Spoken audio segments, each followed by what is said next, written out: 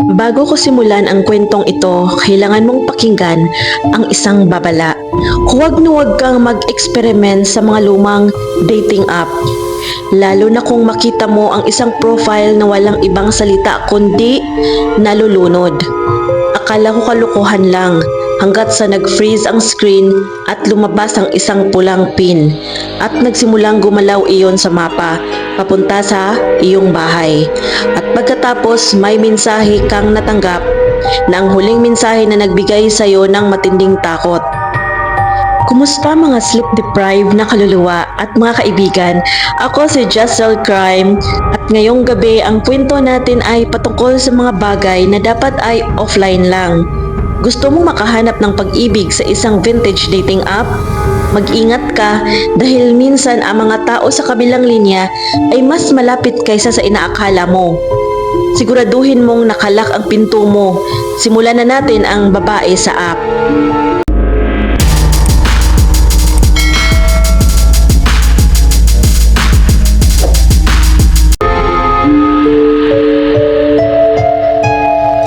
Ang pangalan ko ay Leo at ang trabaho ko bilang isang software developer ay nagbibigay sa akin ng kakaibang pagkahumaling sa mga lumang teknolohiya. Sa madaling salita, ako ay isang tech historian na may kaunting oras sa paglilibang. Noong nakaraang buwan, habang naglilibot ako sa isang flea market, iyong mga lugar na punong-puno ng mga bagay na pinabayaan ng panahon, nakita ko ang isang vintage smartphone mula pa noong 2012. Napakaluma na nito, pero ang screen ay kakaiba, mayroong tila glitch na nagpapakita ng isang malabong mukha sa isang sulok.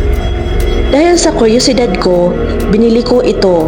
Pag-uwi ko, sa halip na i-reset ang telepono, sinubukan kong buhayin ang mga lumang apps. Nakita ko ang isang listahan ng mga app na matagal nang nawala sa App Store o Play Store. Kabilang ang isang lumang dating app mula sa taong iyon. Just for kicks, naisip ko at binuksan ko ito. Pagsapit ng alas 12 ng gabi, ang oras na ng signal ng mga tao ay pinakamahina. Nagbukas ako ng app.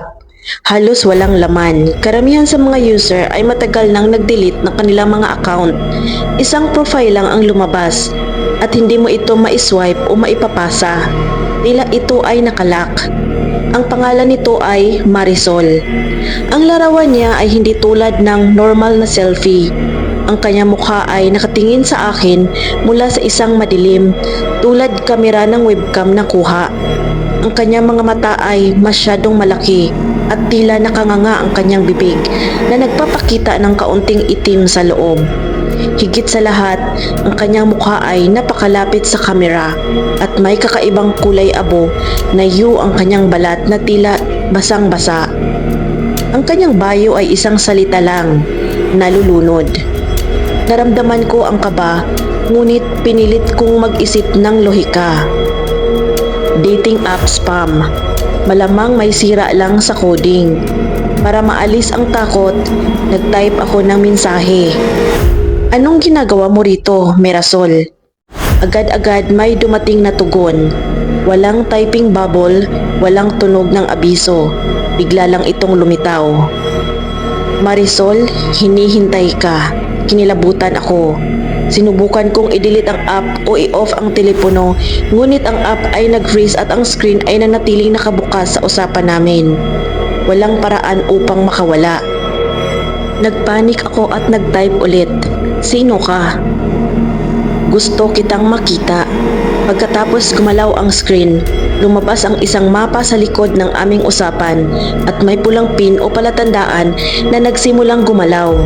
Ang mapa ay isang lumang version ng Google Maps at ang pin ay nagpapakita ng kanyang lokasyon. Ito ay isang live tracker at ang nakakatakot, hindi ito tumalon mula sa isang lugar patungo sa iba. Gumagalaw ito ng tuloy-tuloy tulad ng isang taong naglalakad ng mabilis. Unang lokasyon, isang abandoned warehouse sa kabilang bahagi ng lungsod. Pero habang pinapanood ko, ang pin ay dahan-dahang gumalaw papunta sa aking direksyon. Konti na lang, sabi ni Marisol. Nagmamadali akong patayin ang wifi at cellular data ng telepono ko. Walang nangyari. Patuloy na gumagalaw ang pin na tila ang koneksyon nito ay hindi galing sa labas kundi muli sa mismong telepono. Sa loob ng 5 minuto, ang pulang tuldok ay nasa loob na ng subdivision ko. Napatayo ako at tumakbo sa bintana, tiningnan ang tahimik at madilim na kalye.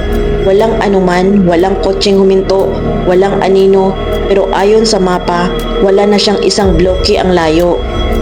Bumalik ako sa telepono, ang hininga ko ay mabigat at malamig.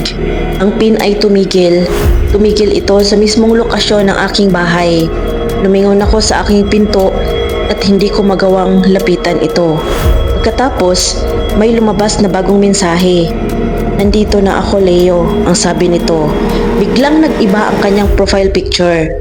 Hindi na ito malabong larawan.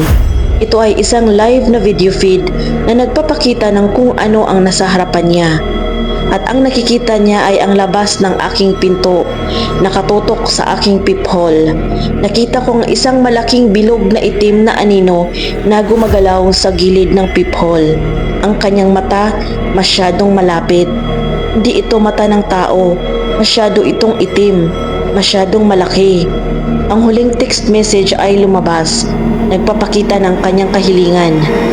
"Ngayon, hayaan mo akong pumasok," sabi ni Marisol.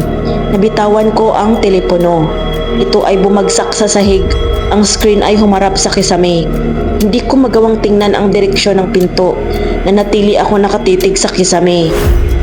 Pagkatapos, mula sa telepono, narinig ko ang isang tunog. Hindi ito nanggagaling sa speaker. Nanggaling ito mula sa loob mismo ng metallic casing ng telepono. Ito ay ang tunog ng basang kamay na dahan-dahang bumababa sa aking kahoy na pinto. Slosh, crack, slosh. Ang tunog ay tuloy-tuloy.